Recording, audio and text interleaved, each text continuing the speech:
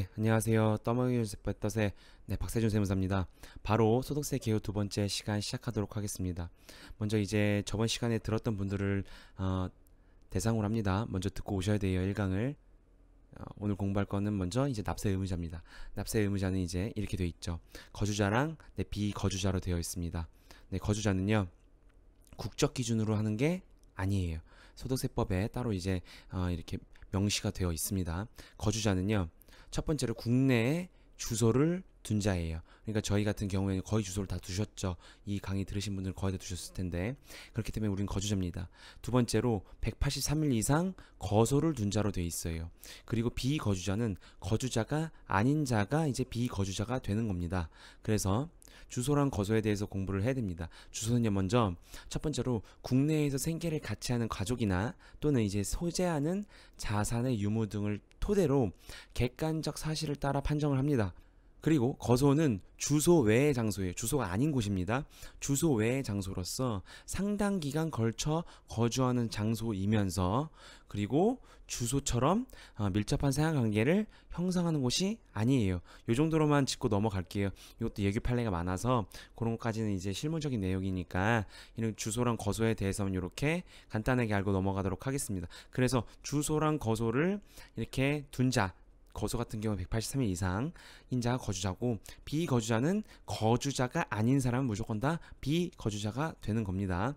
그래서 과세 대상 소득은요, 거주자 같은 경우에는 이제 국내 우리나라에서 버는 것과 외국에서 버는 소득들을 대상으로 합니다. 그래서 거주자가 된다, 그럼 우리나라뿐만 아니라 외국에 있는 소득까지도 다 과세를 하는 거예요. 소득세를 내야 되는 겁니다. 근데 비거주자 같은 경우에는 국내에서 번 것만을 과세를 합니다. 소득세를 내는 거예요.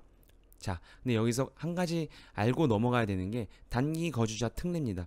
말 그대로 단기 거주자예요. 거주자는 거주자인데 단기간에 걸쳐 거주한 사람한테 특례를 하겠다는 거예요. 내용이 어떻게 되냐면, 대상이 해당 과세기간 종료일부터 10년 전입니다. 10년 전. 지금으로 치면 2019년이죠. 19년 12월 31일이 되겠죠.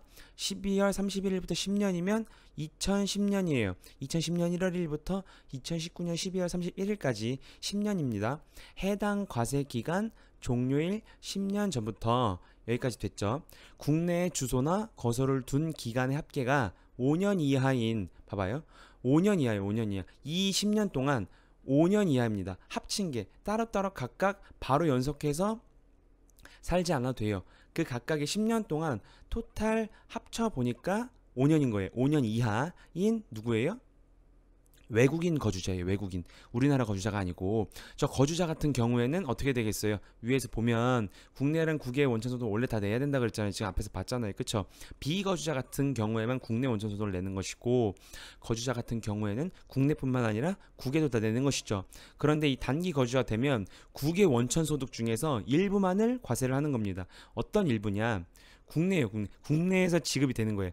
국외에서 번 거예요. 국외에서 번 건데 국내에서 지급할 수가 있죠. 또는 국내로 송금된 거, 외국에서 번 건데 외국에서 쓴 거는 상관이 없고, 외국에서 번 건데 국내로 송금된 국외 원천 소득만을 우리나라에서 과세를 하겠다는 거예요. 원래 원칙적으로 어떻게 된다 그랬어요? 거주자는 국내는 국외든 모두 원천 소득에 대해서 과세를 하는 것이지만, 이 단기 거주자, 즉 해당 과세 기간 종료일부터 10년 전, 그때부터 합쳐서 그 거주한 기간이 5년 이하다, 그런 외국인 거주자인 경우에만 이 혜택을 주는 겁니다.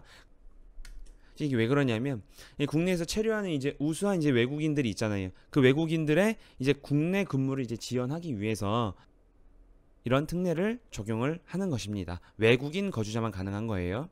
자, 그래서 두 가지에 대해서 봤고, 자, 그래서 거주자 같은 경우에는 이제 납세지는 이제 첫 번째는 주소지겠죠. 아니면 거소지가 되는 겁니다. 주소지가 없으면. 근데 비거주자 같은 경우에는 주소나 거소가 없기 때문에 사업하는데 국내 사업장 소재지가 되는 것이고, 그게 없다, 그럼 소득이 발생하는 장소에서 이제 납세를 해야 되는 것입니다. 자, 다음으로 이제 원천징수에 대해서 이제 공부를 하고 이제 개요는 마칠 거예요. 원천징수는요, 저번 시간에 공부했던 이제 소득세 과세 방법 중에서 이제 분리과세 있잖아요. 그죠? 이 분리과세는 종합과세 예외사항으로 제가 어떻게 말씀드렸어요? 원천징수로서 과세가 종결된다고 했죠. 이 원천세에 연결이 되는 겁니다. 1강을 듣고 오시는 분들을 한해서 이제 강의를 하는 거예요. 그래서 이 소득 귀속자가 있습니다. 저희가 다 이제 소득 귀속자, 일을 하면 당연히 소득 귀속자가 되는 것이죠. 근로소득자가 될 수도 있고 사업소득자가 될 수도 있고 기타 소득자가 될 수도 있고 일용직 근로자뿐만이 아니고 금융소득을 가지고 있으면 금융소득자가 될 수도 있고, 그쵸? 이런 자들을 소득 귀속자 또는 원천 납세 의무자라고 하는 거예요. 어떻게 이제 원천 징수가 되느냐? 지급을 하는 사람이 있겠죠. 소득 지급자 또는 원천 징수 의무자가 됩니다. 왼쪽에 회사이거나 아니면 개인 사업자 같은 경우에는 사장님이겠죠. 그래서 원래는 그거에 대한 합당한 대가를 이제 지불을 합니다. 근데 100% 다 지급을 하는 것이 아니고 일부를 지급을 안 해요. 그래서 어떻게 하느냐? 그것을 세무서랑 구청에 미리 내주는 겁니다. 회사나 개인 사업자 같은 경우에는 사실 안 해줘도 되는 것을 해주는 거예요. 해야만 하는 거예요. 그래서 세무서에 국세를 내는 것이고 그것의 10%인 지방세를 구청이 내는 거예요. 그래서 이 원천징수에는 예납적 원천징수랑 완납적 원천징수로 나뉘어요. 보면은 예납적 원천징수는 뭐냐? 무슨 말이냐? 미리 납부를 했다는 거야. 예납, 미리 납부했다는 것이죠. 그래서 기납부세액이 되는 것이고, 완납적 원천징수는 완납, 이제 납부가 완료가 된 거예요. 그죠? 그렇기 때문에 분리과세라는 거예요. 요걸 이제 자세히 볼게요.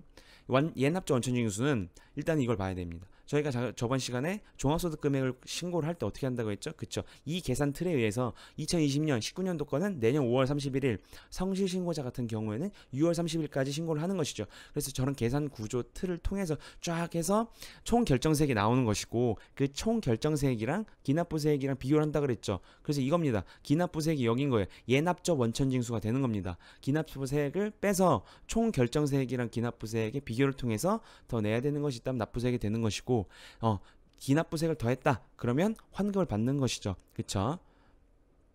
그래서 예납적 원천징수, 미리 납부한 것이 기납부세액이 되는 거예요. 근로소득만 있는 자는 연말정산이라고 합니다. 그쵸? 그것에 이제 근로소득 편에서 이제 공부를 할 거예요. 지금 다 전체를 보는 거기 때문에. 완납적 원천징수는, 그쵸, 저번에 봤던 것처럼 분리과세로 종결이 되는 거예요. 그러니까 원천징수만 띄고 과세가 끝난 거기 때문에 따로 신고할 필요가 없는 겁니다. 알바나 일용직 같은 경우 또는 이제 각각의 소득에 따라서 예외상으로 다 돼 있기 때문에 이번 올해는 그거 다 보고 넘어갈 겁니다. 그래서 소득 지급자 같은 경우에는 이런 신고서를 통해서 매월 신고를 할 수도 있고 반기마다 신고를 할 수 있어요. 그래서 매월 신고하는 사람들은 이제 다음 달 10일까지 신고랑 납부를 해야 되는 것이고, 반기다 그럼 반기의 다음 달, 그러면 1월부터 6월이면 7월 10일, 그리고 7월부터 12월은 1월 10일까지겠죠. 그때까지 신고와 납부를 해야 되는 겁니다. 그래서 이게 원천 징수예요. 이 개념을 확실하게 아시고 각각의 소득에서 나와 있는 예외사항, 분리과세뿐만이 아니고 또 어떻게 원천징수가 되는지는 각각 파트 가서 제가 자세하게 말씀을 드리도록 하겠습니다. 그렇게 해서 원천징수까지 이제 공부를 했고요. 소득세 개요, 너무 지엽적인 것 말고는 다 공부를 했어요. 그래서 이 두 강을 가지고 복습을 잘 하시고 다음에 이자, 배당, 소득 이제 공부하도록 하겠습니다.